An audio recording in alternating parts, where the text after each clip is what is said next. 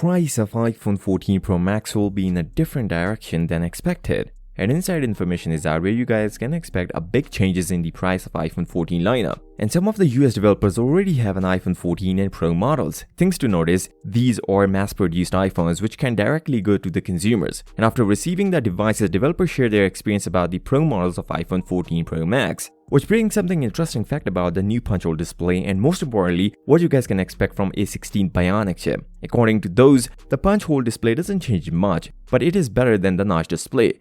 You might be thinking of how fast is your next iPhone? Then things are clear here, where you guys can get only a few percentage of improvement in performance. But Apple is something innovative with the A16 Bionic chip. The thermal management are improving as we go through the production. You might heard of new iPhone 14 prices are going up, but this statement just changes the whole direction, which means we might get a price down on iPhone 14 lineup, where you can expect iPhone 14 base model will start at $799 just like the previous generation, and we may get iPhone 14 Pro Max as low as $1,099. And storage options will be the same starting from 128 gigs up to 1 TB version. And there's some sort of fake box leak of iPhone 14 which says 6G, meaning 6 gigs of RAM, which was already confirmed by a couple of sources. Battery lovers should be happy about the new iPhone 14 Pro Max, since you guys are getting a bigger capacity battery on your new iPhone. And I would say your iPhone 13 Pro Max is already a champ, so iPhone 14 could be a next big thing. With your new iPhone 14 Pro Max, you guys are getting a new MagSafe accessories, and these are updated ones with the stronger magnets and battery accessories included. And with the bigger battery, you guys need a faster charger.